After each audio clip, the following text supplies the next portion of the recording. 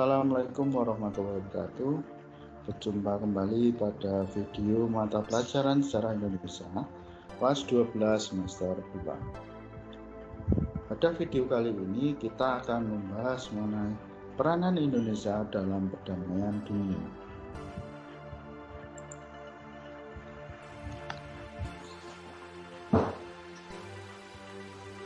Pertama, kita akan membahas mengenai landasan idea dan posisional politik luar negeri bebas aktif Indonesia. Nah, apa sih pengertian politik? Politik adalah pengetahuan mengenai ketatanegaraan atau kenegaraan seperti tentang sistem pemerintahan atau dasar pemerintahan. Jadi, politik itu bisa diartikan sebagai pengetahuan mengenai bentuk negara atau tentang sistem negara yang menjadi dasar dari pembentukan suatu negara. Nah, politik luar negeri itu memiliki beberapa unsur. Salah satunya adalah politik luar negeri. Apa sih pengertian politik luar negeri? Politik luar negeri adalah segala urusan dan tindakan, yaitu kebijakan, siasat, dan sebagainya mengenai pemerintahan negara atau terhadap negara lain untuk bekerja sama dalam berbagai bidang seperti ekonomi dan kebudayaan, partai, dan organisasi. Jadi politik luar negeri suatu bangsa itu adalah segala urusan tentang negara yang berhubungan dengan kebijakan luar negeri atau urusan luar negeri atau urusan di luar negara itu. Misalnya negara itu sedang melakukan komunikasi dengan negara lain, maka itu dikatakan sebagai politik luar negeri. Urusan apa saja yang bisa dilakukan untuk politik luar negeri? Segala macam urusan yang berkaitan dengan kepentingan negara, entah itu baik dari sisi ekonomi, sosial, kebudayaan, keamanan, organisasi, dan lain-lain. Nah, sebenarnya apa sih manfaat politik luar negeri bagi suatu bangsa itu? Politik luar negeri itu bermanfaat. Yang pertama, dapat menjalin hubungan baik dengan banyak negara. Jadi ketika kita sebagai suatu negara itu pasti tidak bisa lepas dengan ke negara lain. Kita sebagai masyarakat internasional itu selalu berhubungan dengan negara lain. Kita tidak pernah bisa lepas dari perhubungan negara lain. Contohnya misalnya negara kita membutuhkan kedelai untuk produsen tempe atau tahu. Sedangkan kapasitas kedelai kita di Indonesia ini masih belum. Otomatis pemerintah harus menjalin hubungan kerjasama, mendatangkan kedelai dari beberapa negara, contohnya Amerika. Nah, dari situlah bisa dikatakan bahwa politik luar negeri itu bermanfaat untuk menjalin dengan banyak negara untuk kepentingan negara itu sendiri. Kemudian yang kedua, mendapatkan bantuan berupa pinjaman modal dari luar negeri jika diperlukan. Jadi hubungan internasional itu pasti membutuhkan politik, pasti membutuhkan strategi untuk menjalin hubungan internasional atau menjalin hubungan dengan negara lain. Salah satunya jika negara kita ingin melakukan pembangunan dan dirasa APBN kita masih kurang, maka kita harus menggunakan pinjaman modal untuk melakukan pembangunan itu, sehingga pembangunan yang ada di Indonesia itu bisa langsung. Karena kalau hanya mengandalkan dari pemasukan dari APBN, maka pembangunan tersebut akan langsung lama karena keterbatasan dari pemasukan APBN. Maka diperlukan peminjaman modal untuk mempercepat pembangunan di Indonesia. Nah, yang ketiga adalah mendatangkan investor asing yang dapat meningkatkan terciptanya lapangan kerja. Jadi, politik luar negeri itu bisa digunakan untuk menarik para investor untuk datang ke Indonesia. Kita menjaring investor, menjalin kerjasama dengan negara-negara di Timur Tengah misalnya, kemudian memproposal kita melakukan investasi atau pembangunan industri di wilayah di Indonesia. Nah, ketika para investor kemudian menanamkan investasinya, membangun pabrik di Indonesia, nah, ketika pabrik itu berdiri, maka akan terciptalah lapangan pekerjaan, di mana orang-orang yang ada di sekitar pabrik tersebut pasti akan direkrut menjadi tenaga kerjanya. Nah, selain itu, untuk masyarakat yang ada di kawasan sekitar ini akan perekonomiannya akan meningkat karena bisa membuka lapangan usaha baru, misalnya toko, tempat makan, dan sebagainya. Inilah salah satu dampak positif dari politik luar negeri bagi suatu bangsa. Kemudian, apa sih landasan ideal dan konstitusional politik luar negeri kita? Nah, sebelum kita membahas itu, mari kita pelajari terlebih dahulu kerangka politik luar negeri.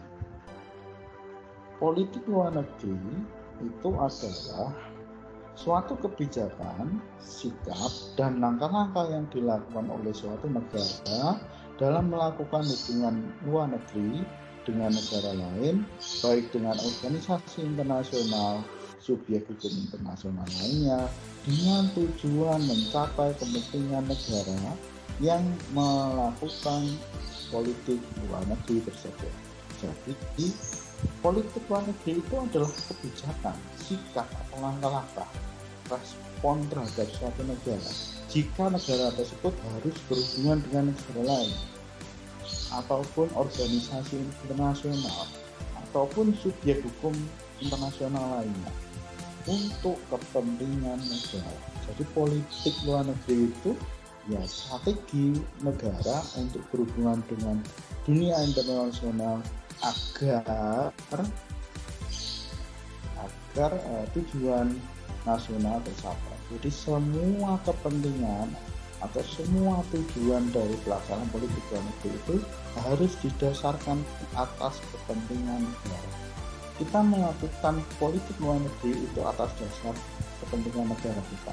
Ketika kita melakukan tindakan atau respon terhadap suatu peristiwa di luar negeri, itu kita harus melihat untuk kepentingan negara. Ini penting nggak untuk negara kita? Nah, itu sangat menjadi dasar, menjadi kerangka utama dari politik luar negeri. Nah, untuk formulasi politik luar negeri ini, formulasinya dirumuskan.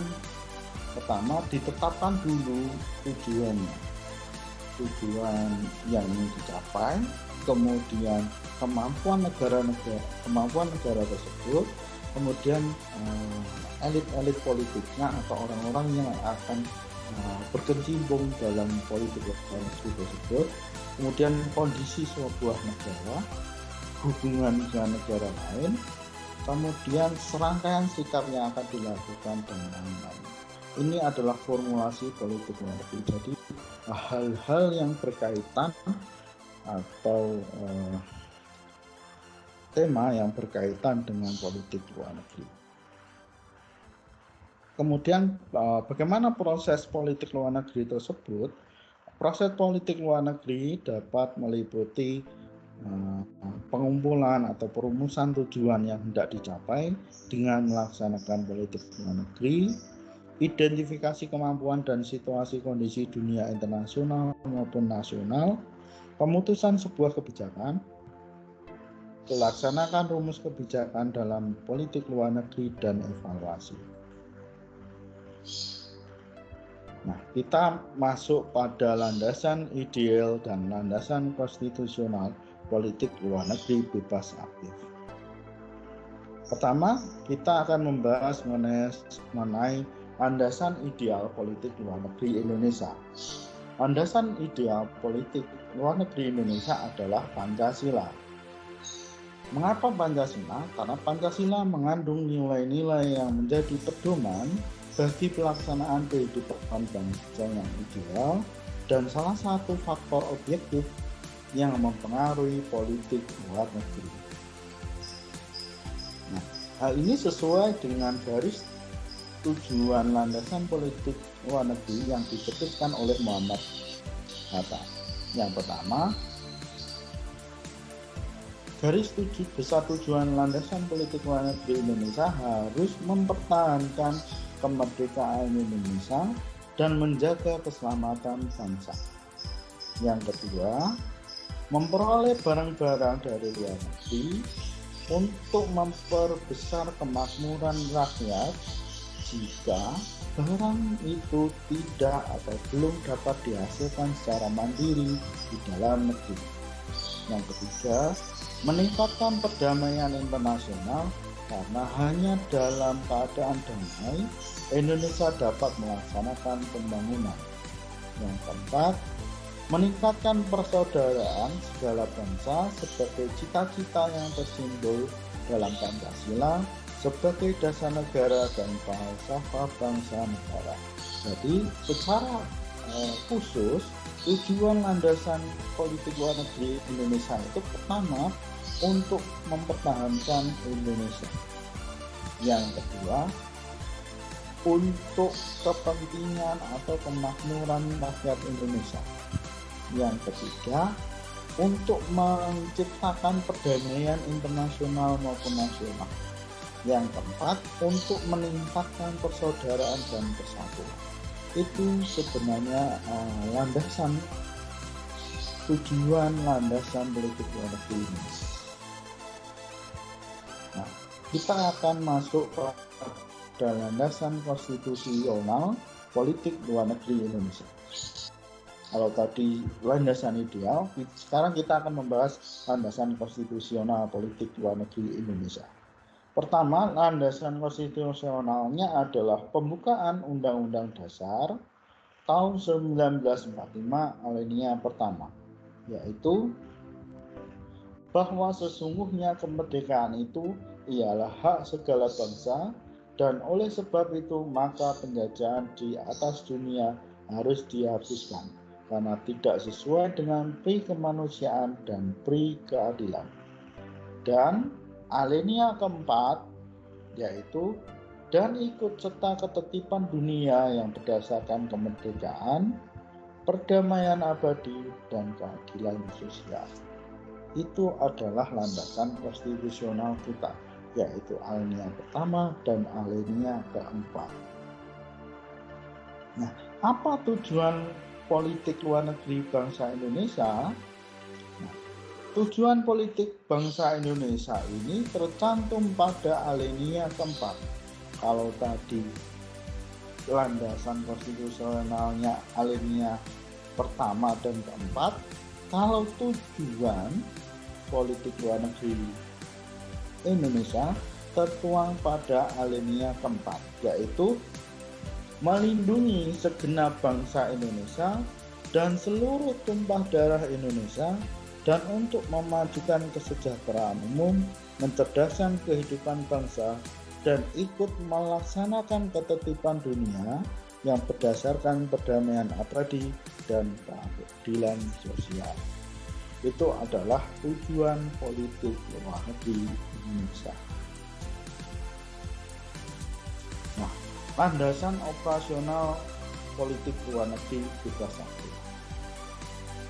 Di dalam menjalankan politik luar negeri kita, bangsa Indonesia memiliki landasan operasional, yaitu politik bebas aktif.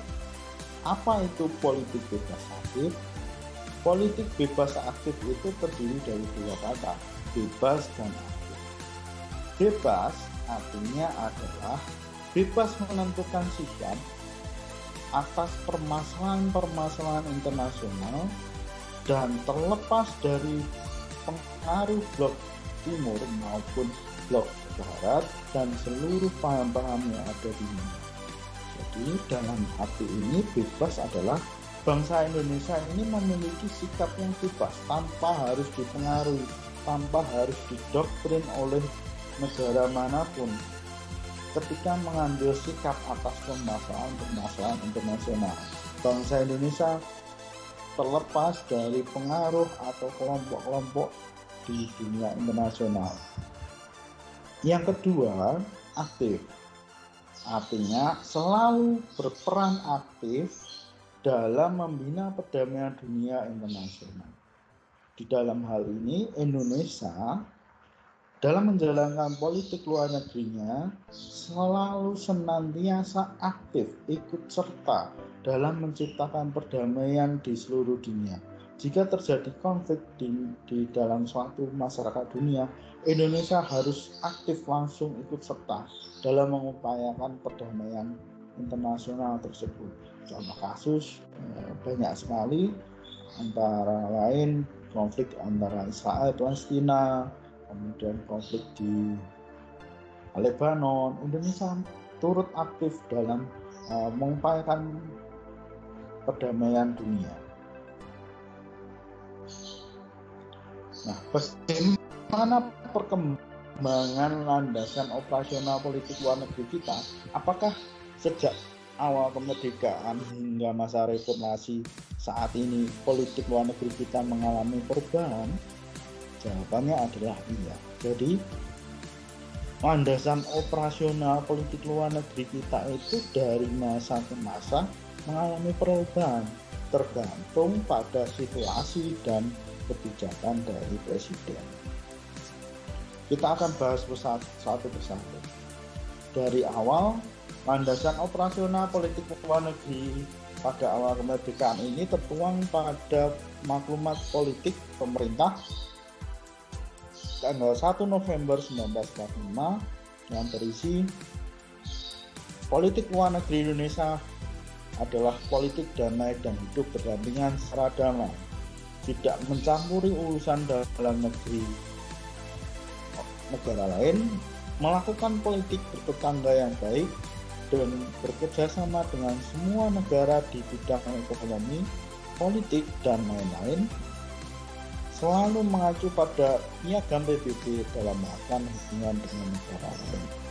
Jadi pada awal kemerdekaan memang politik kita itu lebih berupaya pada menjalin hubungan internasional, mengawali hubungan internasional dengan negara lain. Karena mengingat kita sebagai negara baru, berarti kita harus seluas-luasnya membuka jaringan atau hubungan persahabatan dengan negara-negara lain. Nah, pada masa demokrasi terpimpin, landasan politik kita mengalami perubahan. Pada masa itu, presiden yang memerintah adalah Presiden Soekarno.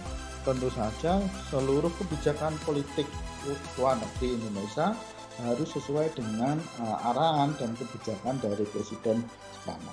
Pada masa ini, pada tahun 1959, landasan politik bebas aktif kita selain Undang-Undang Dasar 45, tetapi landasan politik kita juga didasarkan atas amanat Presiden Soekarno yang berjudul Manifesto Politik Republik Indonesia, yang mungkin kita sudah membahasnya pada semester lalu.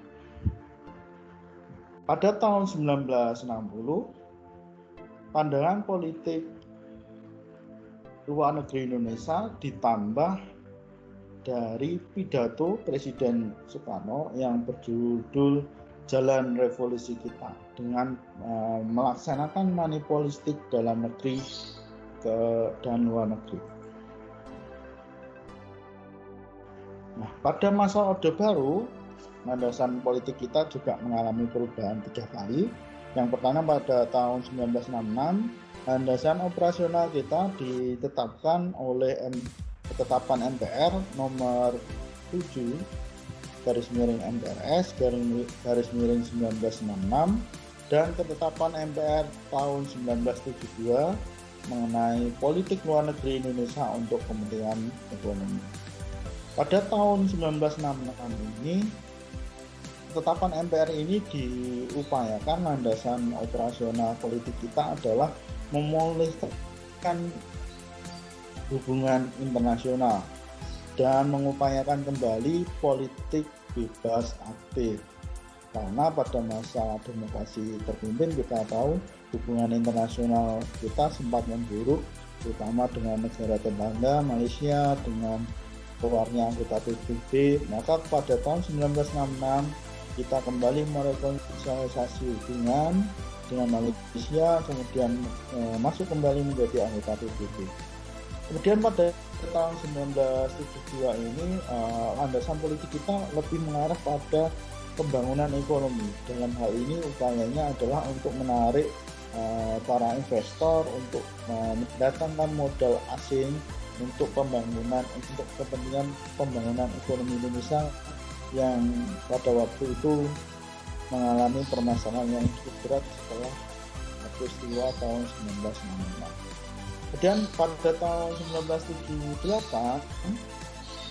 pembaruan terjadi kembali pada landasan politik luar negeri kita berdasarkan ketetapan MPR S nomor 4/MPR/1978 tentang perluasan politik luar negeri bertujuan seluruh bidang pembangunan bangsa Indonesia.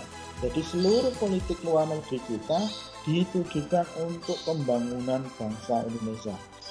Dalam hal ini berusaha menarik para investor untuk mulai melakukan pembangunan di seluruh Indonesia.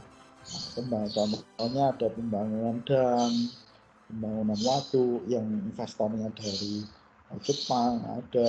Nah, semua pembangunan ini dilakukan dengan cara menarik investor melalui strategi politik bebas aktif. Kemudian pada masa reformasi, landasan operasional politik kita mengalami perubahan kembali. Pertama, pada tahun 1999 ini mengalami perubahan berdasarkan ketetapan MPR nomor 4/MPR/1999 tentang garis besar haluan negara dalam rangka mewujudkan tujuan nasional 1999 sampai 2004. Sasaran dari ketetapan MPR nomor 4/MPR/1999 ini sebagai berikut. Pertama, menegaskan kembali bahwa pelaksanaan politik luar negeri kita ini bebas aktif berdasarkan tujuan nasional. Yang kedua, ikut serta dalam perjanjian internasional dan meningkatkan kerjasama untuk kepentingan rakyat Indonesia. Yang ketiga, memperbaiki performa dan penampilan diplomat Indonesia dalam suksesnya pelaksanaan diplomasi praktik di segala bidang.